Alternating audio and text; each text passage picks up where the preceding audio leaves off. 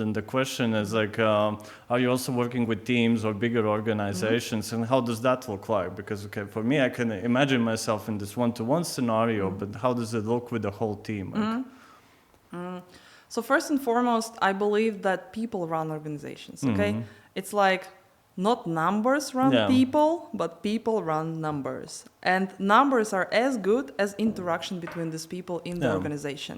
So what I typically would do, I would come in, check the kind of structure, the interaction between people, then I would look into numbers, there will be some mismatch, I will suggest some correction for that, and off we go. Yeah. Do you have like, because it's always, easier to understand it, like do you have like an example of working like with an organization? Because for me it's like I understand one-to-one, but the organizational principles sound like... because it's organizational dynamics, it's a little bit more complex, you're right. So the way I approach it, I mean, from my practice, I mentioned that I was in the fintech, right? And I moved to this area, and it's not a secret that I've stayed there for quite long. Yeah. So in fintech, what is typical? It's like you grow a lot and you grow very fast. Yeah. So that was the case of one of the companies I looked at and I helped at. And the shareholder said, okay, listen, we were growing like 200% year on year, which is massive, right? You can imagine that. And then at some point, the growth just stopped. Yeah. Everyone's then scratching their head. Yeah, and it's like, something is wrong there, right?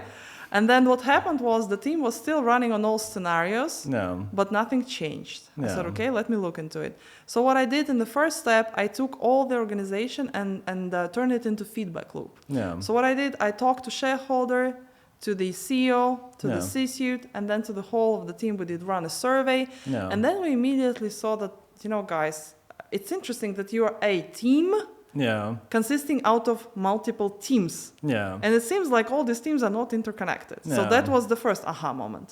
Then I looked into P&L, as I like numbers ROI, right? As we checked.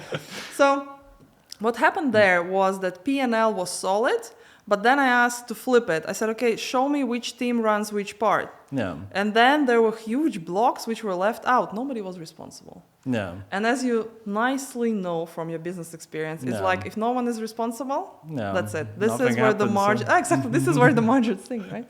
And then I just said, okay, every team runs for itself. P&L doesn't have ownership in some parts. Obviously, there was some misalignment because they were just running too fast and margin was covering up for this mistake. So what we did, we crystallized one aim, one goal, then we cascaded it into KPIs, and then we introduced routines to make companies and teams in the company sync. So they were syncing, aligning, and they were moving fast, so they regained their momentum. And if I remember correctly, they were even able to increase their share by 10% from where they stood, where we started to work together.